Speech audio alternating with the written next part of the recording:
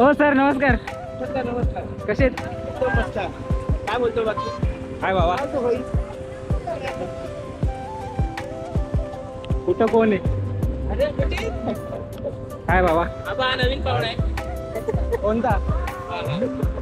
हाय. Hello. अजून कोण आहे? Hi sir. शेरेकर हा आपल्याबरोबर माहिती नाही.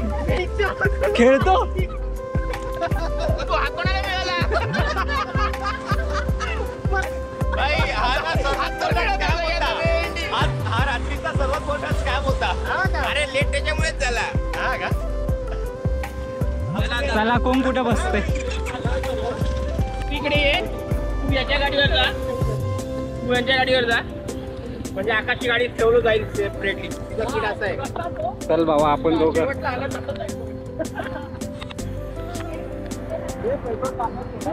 इथे जा ना. मी नाही चालवणार. मला हे करायचंय. आणि त्याची गाडी चालवायला चालू केली ना त्यांनी, तो पण शूट कर. चला एक एक निघा. एक एक निघा. एक एक गाडी.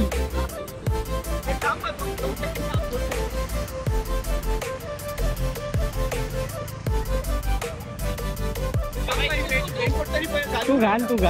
हे करतोय रे, पेस्ते आणतोय. आता किती वेळ पॉज झाला? कट होईल. कट होईल. आपला ऍडजस्ट कर. ए भैया, नुसतं पहिली आहे. भैया, चला रे भाई. रुमाल घे माझा, पण थैली पण घेतो.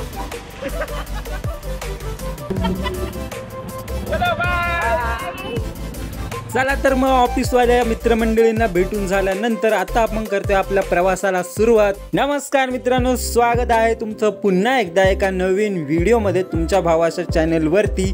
तर आता आपला प्रवास सुरू झालेला आहे आणि आपण चालू आहे 12 ज्योतिर्लिंगांपैकी एक ज्योतिर्लिंग म्हणजे त्र्यंबकेश्वराच्या दर्शनासाठी. ब्रह्मगिरी पर्वताच्या निसर्गरम्य वातावरणामध्ये असलेले हे त्र्यंबकेश्वर, इकडे आपण चाललेलो आहे. तर आता आम्ही निघालोय, खूप सकाळी निघालोय आणि आमचं पोट फुल रिकाम आहे. तर आता आपण थांबणार आहोत कासारा घाटाच्या खाली इथं नाश्ता करण्यासाठी. तर पोट जरा दाबून घेऊया, पोटात खाऊन पिऊन, आणि पुढचा प्रवास सुरू करू. एन्जॉय करत राहा तुम्ही व्हिडिओ. आणि जर व्हिडिओ आवडला तर बाई लाईक करा, शेअर करा आणि सबस्क्राईब करायला विसरू नका.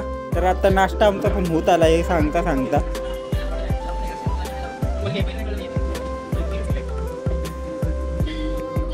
सो मित्रांनो, मस्तपैकी असा पोट भरून नाश्ता दाबून झाल्यानंतर आता आपण करतोय आपल्या पुढच्या प्रवासाला सुरुवात. आता घाट रस्ता चालू होणार आहे. तर मस्तपैकी व्हिडिओ आलेले आहेत, तुम्ही व्हिडिओ एन्जॉय करत राहा.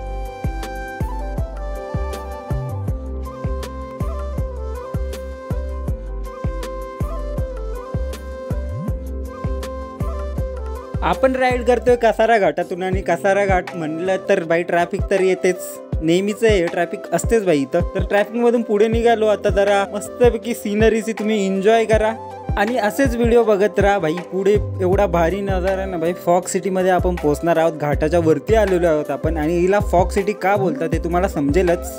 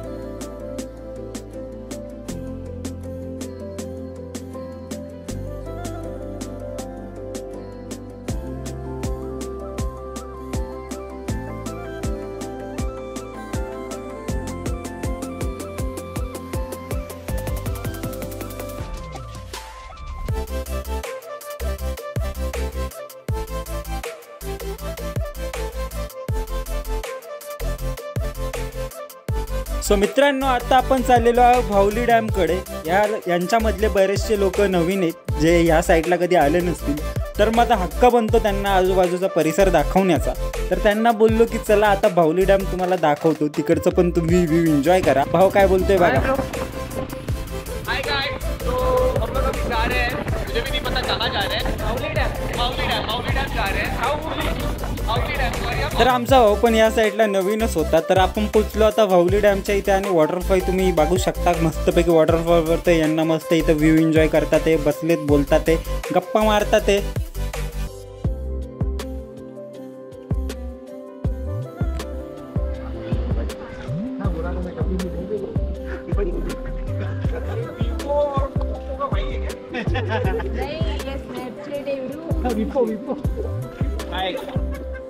बघू शकता आमची सांगा बोला म्हणजे आपण बनवणार.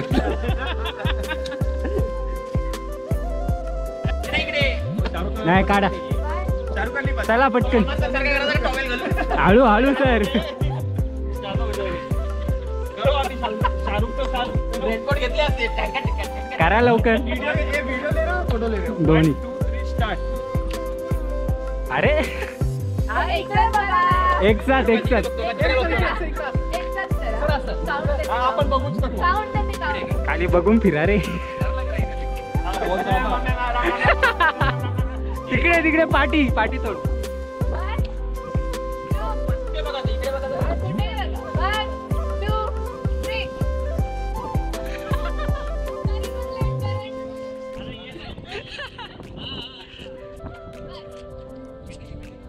सर खेकडीला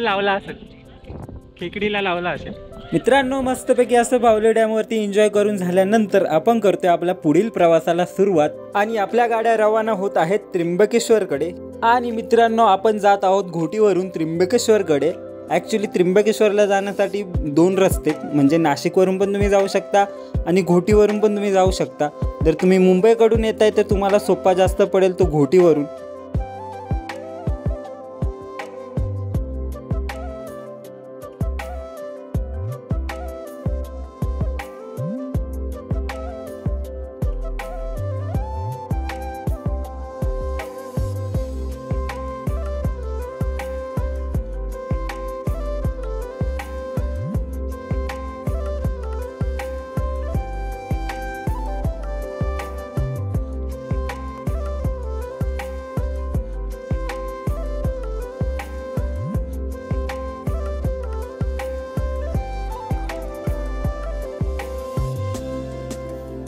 मित्रांनो मस्तपैकी अशी राईड एन्जॉय करत आपण पोचलेलो आहोत त्र्यंबकेश्वर शहराच्या एकदम जवळ. ॲक्च्युली पोचलेलोच आहे त्र्यंबकेश्वर शहरामध्ये. तुम्ही बघू शकता आजूबाजूला मंदिरं दिसतात ते. मस्तपैकी असं वातावरण आहे. पाऊस पण इथे उघडलेला आहे. श्री क्षेत्र त्र्यंबकेश्वर नगरीमध्ये आलेल्या सर्व भाविक भक्तांचे हार्दिक स्वागत. तुमचंही स्वागत.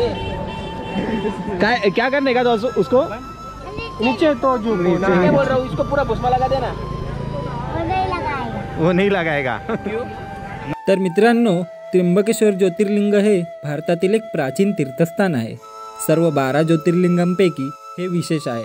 हे स्वयंभू मंदिर नाशिक शहरापासून 28 किलोमीटर अंतरावर सह्याद्री पर्वताच्या पायथ्याशी असलेल्या त्र्यंबकेश्वर शहरात स्थित आहे. याच त्र्यंबकेश्वरमध्ये पवित्र गंगा गोदावरी नदीचे उगमस्थान आहे. मंदिर प्रांगणाच्या जवळच कुशावर्ते तीर्थ आहे आणि श्री ज्ञानेश्वर माऊलींचे मोठे बंधू श्री निवृत्तीनाथ महाराजांची समाधी देखील त्र्यंबकेश्वरमध्येच आहे. पौराणिक संदर्भानुसार असे सांगितले जाते की ब्रह्मदेवांनी इथे एका पर्वतावर श्री महादेवांना प्रसन्न करण्यासाठी तप केले, जे पुढील काळात ब्रह्मगिरी पर्वत या नावाने विख्यात झाले. या पर्वतावर एकेकाळी गौतम ऋषींचा आश्रम होता. घोहत्या पातकातून मुक्तता मिळावी म्हणून त्यांनी कठोर तपश्चर्या केली आणि महादेवांना प्रसन्न केले. गौतम ऋषींच्या विनंतीवरून महादेव येथे त्रिमूर्ती होऊन ज्योतिर्लिंग स्वरूपात विराजमान झाले. तेव्हापासून हे स्थान त्र्यंबकेश्वर म्हणून ओळखले जाऊ लागले. त्र्यंबकेश्वर शिवलिंगाची वास्तविक रचना इतर 11 ज्योतिर्लिंगांपेक्षा वेगळी आहे, कारण त्र्यंबकेश्वर येथे शिवपिंडीमध्ये अंगठ्याच्या आकाराच्या 3 कपार आहेत, ज्यात त्रिमूर्ती म्हणजेच ब्रह्मा विष्णू महेश विद्यमान आहेत. या शिवलिंगातून गोदावरीचा प्रवाह सातत्याने सुरू असतो. या स्वरूपाचे हे जगात एकमेव शिवलिंग आहे. आणखी या मंदिराची विशेषता अशी आहे की त्र्यंबकेश्वर ज्योतिर्लिंगावर त्रिकाल पूजा केली जाते, जी स्थानिक माहितीप्रमाणे 350 वर्षापासून चालू आहे, जी 12 ज्योतिर्लिंगांपैकी केवळ त्र्यंबकेश्वर मंदिरातच होते. सध्याचे मंदिर बाळाजी बाजीराव म्हणजेच श्रीमंत नानासाहेब पेशवे, जे 3रे पेशवे म्हणून प्रसिद्ध आहेत, त्यांनी 1755 ते 1786 दरम्यान या मंदिराची पुनर्रचना केली. त्र्यंबकेश्वर मंदिर काळ्या दगडांवरील कोरीव काम आणि त्याची भव्यता यासाठी जगभर प्रसिद्ध आहे. संपूर्ण मंदिर काळ्या दगडांनी बनवलेले आहे.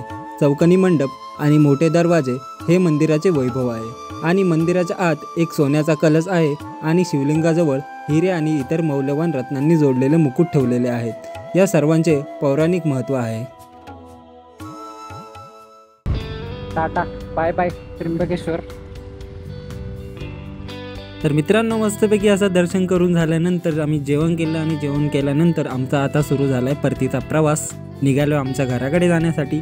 बाय द वे, तुम्हाला जर व्हिडिओ आवडला असेल तर भाई व्हिडिओ शेअर करा, लाईक करा, शेअर सबस्क्राईब सगळं करून टाका जे करायचं ते. पुन्हा भेटूया एका नवीन व्हिडिओमध्ये नवीन ठिकाणी. आता कधी जातोय माहिती नाही, पण भेटू लवकरच.